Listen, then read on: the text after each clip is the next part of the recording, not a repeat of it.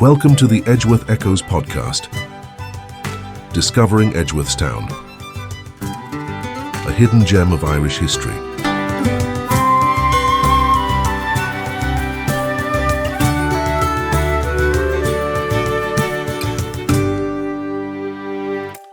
Welcome to another edition of the Edgeworth Echoes podcast.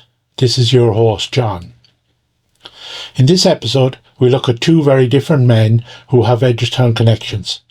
One of these men became a vice president twice, while the other became a president. In this episode, we trace their remarkable stories.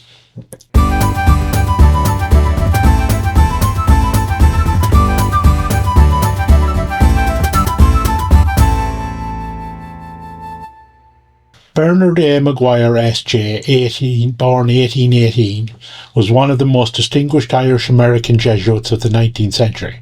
His story stretches from the heart of Ireland, across the Atlantic, to a celebrated academic and spiritual career in the United States. Born on February 11, 1818 in Edgeworthstown, Bernard Maguire emigrated to the United States at the age of 6 along with his family. The Maguires settled in Frederick, Maryland, where his father worked on the Chesapeake and Ohio Canal. Strongly influenced by Father John McElroy, a pioneering Catholic priest, young Bernard received his education at St. John's College in Frederick, a Jesuit institution, where he quickly excelled in his studies. Bernard entered the Society of Jesus, the Jesuits, in 1837.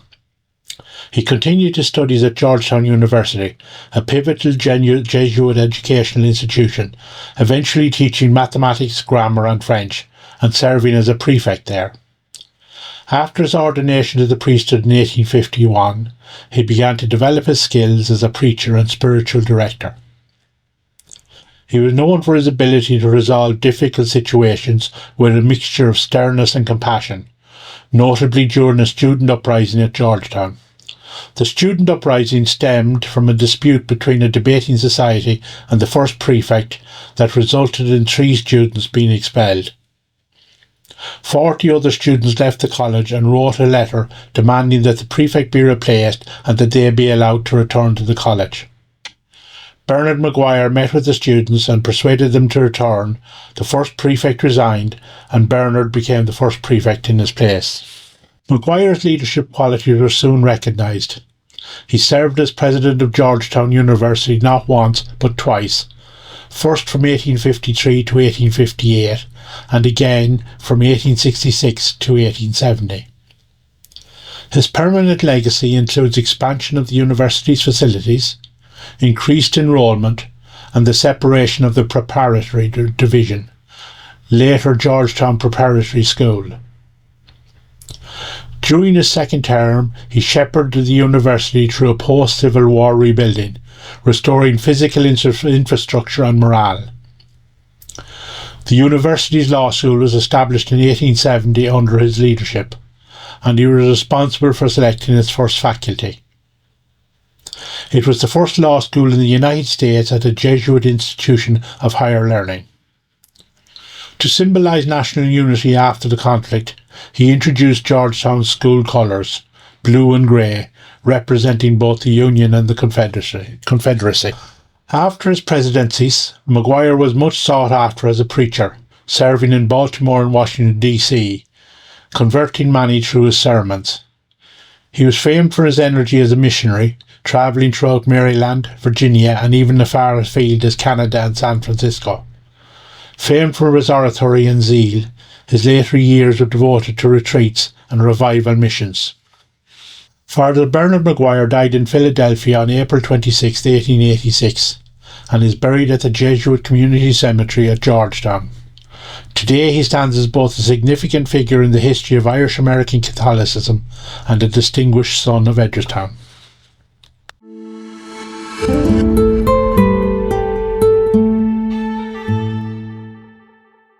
So that is the story of the president with Edgeworthstown connections. The story of the vice president begins at Corboy with Charles and Elizabeth Clinton, who were born in Corboy, Charles in 1690 and Elizabeth née Denniston in 1701. The penal laws had been introduced in the last years of the 17th and early 18th centuries and targeted Catholics, but also nonconformists such as Presbyterians. The Clintons and their kin suffered both economic hardship and religious discrimination in the 18th century Ireland.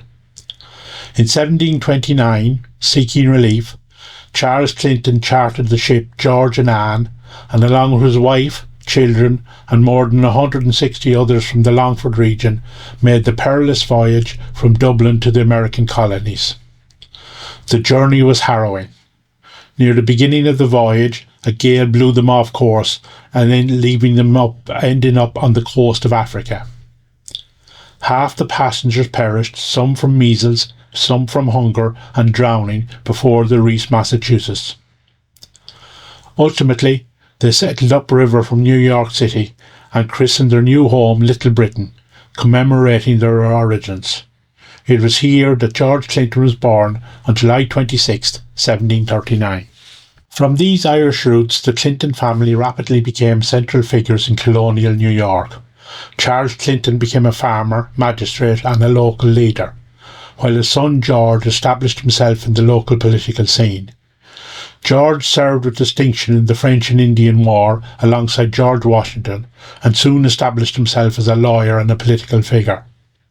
In 1770 he married Cornelia Tappan and they had several children.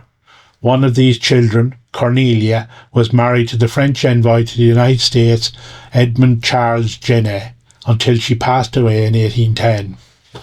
Clinton's American political career was legendary.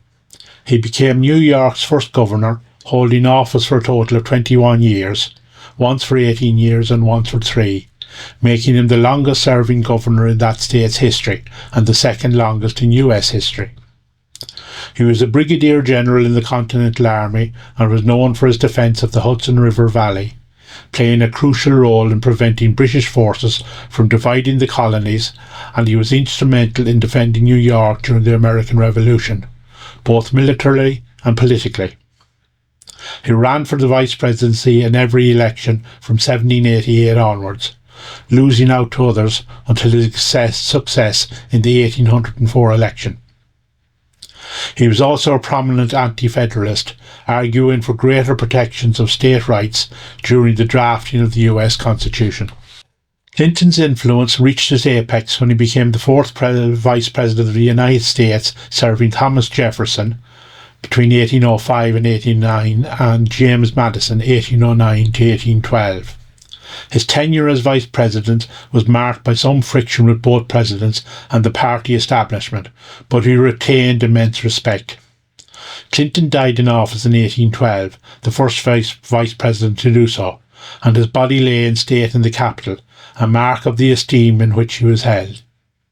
George's nephew, DeWitt Clinton, also became Governor of New York, acted as George's secretary when George was Vice President, and presided over the construction of the Erie Canal. Despite his towering presence in early United States history, Clinton's Irish, specifically Longford Edgeworthstown origins, are little known today. Nevertheless, the journey of the Clintons from Edgeworthstown, their resilience in the face of hardship, and their descendants' shaping of modern America remains an inspiring reminder of Ireland's far-reaching historical links. Clinton's story is one of emigration, adaptation and lasting impact, a testament to the enduring connections between Edgeworthstown and the wider world. It should be noted there is no family connection between the family of George Clinton and that of later, more modern-day President Bill Clinton.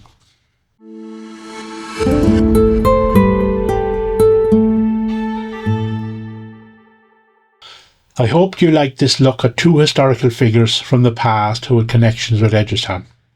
That brings us to the end of this episode, so please share this with people you know. Until next time.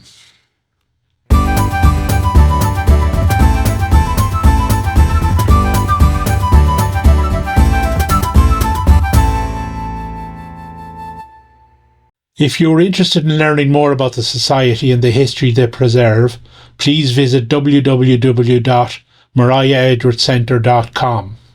You can sign up to our newsletter, book tours, learn about our annual literary festival and read up on some of the remarkable people who have links to our town. This has been the Edgeworth Echoes podcast, rediscovering history.